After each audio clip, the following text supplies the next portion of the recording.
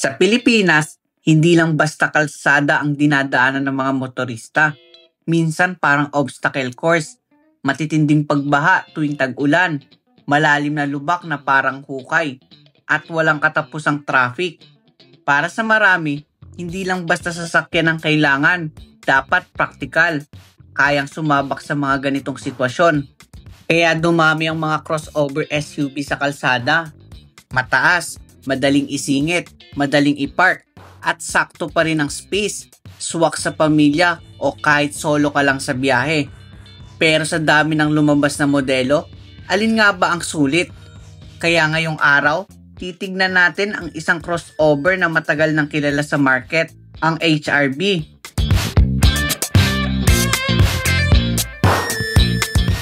Kung babalikan natin, unang ipinakilala ng Honda ang HR-V noong 1999. Sa Pilipinas, pumasok ito noong 2015 bilang second generation. Mas maliit kesa sa CR-V, pero hindi tinipid sa space at practicality. Pagdating ng 2022, naglabas naman ng mas sporty. Ito yung third generation na may 1.5 turbo engine. At ngayong 2025 naman inilabas ang bagong hybrid version. May konting update sa styling at may isang malaking pagbabago. Wala na ang turbo sa V-variant. Kaya sa episode natin ngayon, hindi muna hybrid ang bida. Doon muna tayo sa mid-range variant ng HR-V, yung V-variant. Ano nga ba ang nabago? Worth it pa rin ba ito ngayong wala na ang turbo? Iyan ang aalamin natin dito sa Drive Talk.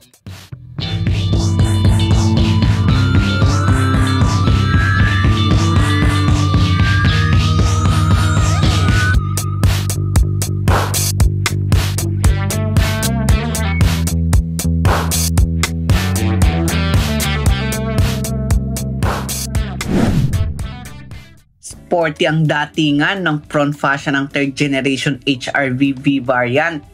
At kung familiar ka naman sa 2022 model, halos wala namang major changes, pero may mga konting updates na siguradong mapapansin mo. Kagaya sa style ng grille, kung nakita mo ang S-variant before, ganun na ang itsura ng grille ng bagong V-variant. Still LED pa rin ang headlight at projector type LED fog lights. Sa likod, LED light bar pa rin, kaya solid pa rin ang signature look ng HR-V. Sa side profile, body color ang side mirrors with side repeater. At standout din ang C-pillar door handle na nagbigay ng clean at sporty vibe. Ang wheels, 18-inch two-tone alloy, wrap in 225/50 R18 tires. Pagdating sa safety, wala kang makikitang sensor sa harap, pero sa likod, meron itong 4 parking sensors. At kung usapang camera naman, wala nga lang 360-degree camera, pero meron ka namang rear camera at lane watch camera sa right side. Sa likod, manual pa rin ang tailgate ng HR-V V-variant ngayong 2025. Pero kahit manual, maganda ang spacing, may extra storage sa magkabilang sides. Kaya sulit pa rin kung gagamitin mo as family car.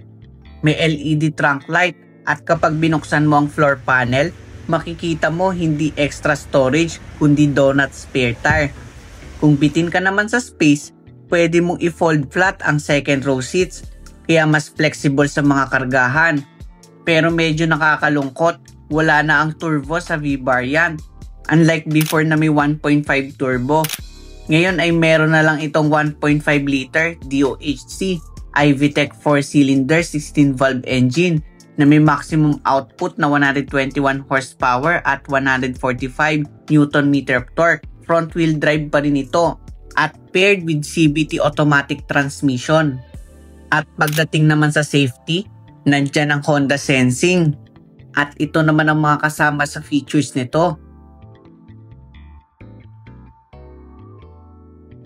Bukod pa rito, meron din itong Honda Connect at narito naman ang mga inclusions. Para sa crossover na hindi top of the line, maganda ang interior ng V-variant. Hindi man top spec, pero may premium feel na hindi nakakabitin. May steering controls para sa infotainment at cruise control. habang ang instrument cluster ay combination. Ang infotainment, 8-inch touchscreen na may wireless Apple CarPlay at Android Auto. Magandang touch response at simple lang gamitin. Single zone automatic ang aircon at kapansin-pansin yung unique air vent mechanism. Plus may Type A port, Type C port, wireless charging pad, extra storage at dalawang cup holder sa gitna. Ang center console, sakto lang ang luwag. Maganda din ang headroom at legroom. At standout dito ang 8-way power seat. Sa steering, may manual tilt at telescopic adjustment. Sa taas naman may LED map light at sun visor na may mirror with lights. Sa likod, hindi ka rin mabibitin sa amenities. May aircon vent, dalawang Type-C port, extra storage, LED cabin light, at armrest na may cup holder. Maganda din ang headroom at legroom, kaya kahit long drive, komportable pa rin. At kung 3 pasahero sa likod, walang problema. Dahil walang center tunnel, kaya mas komportable ang gitnang upuan.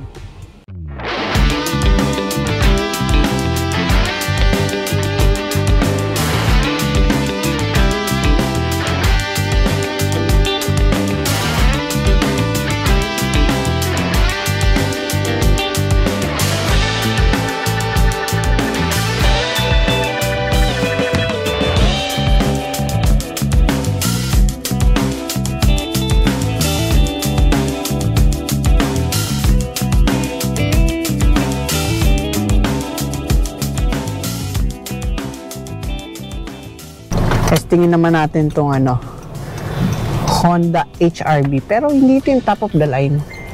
V variant to, hindi ito yung hybrid. Ito yung gasoline engine. Econ mode yung pwede mong i-switch, saka yung S dito sa shifter nya. Pero subukan muna natin itong Econ, kung ano yung pakiramdam nya. So yun, ramdam ko sa Econ mode yung nya, pagka Econ niya, yung ramdam mo yung pigil na pigil yung sasakyan. Pero nagustuhan ko dito kasi kay HR-V, kapag nag-turn signal ka, especially sa right, yung sa Honda Sensing, meron pa yung makikitang camera, yun yung lane watch camera niya. Same din naman sa mga ibang Honda. So, yung visibility niya okay din eh.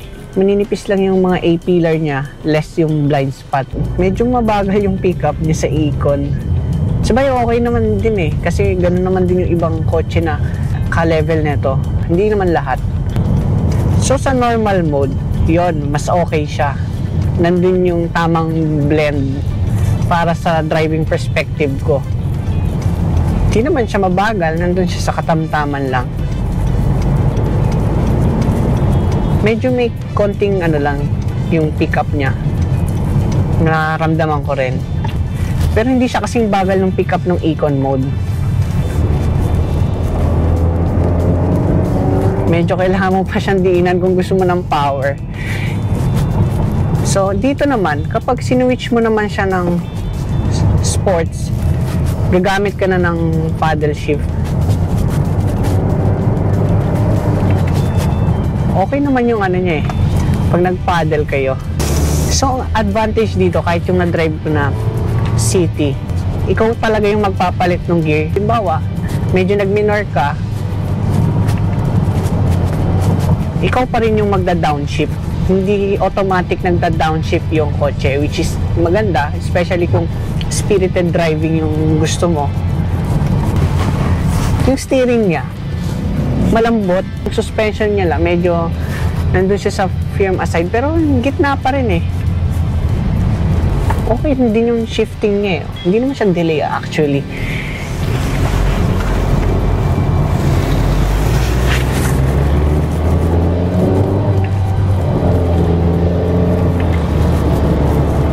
Yung power niya nararamdaman ko sa 3,000 RPM eh.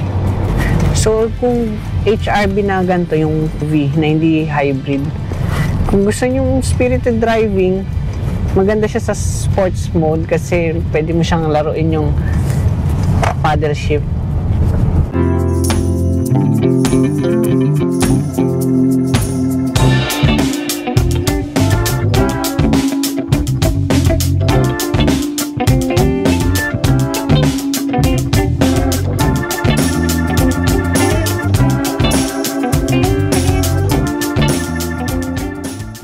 Ang 2025 Honda HR-V VCVT ay nagkakahalaga ng 1,519,000 Philippine peso.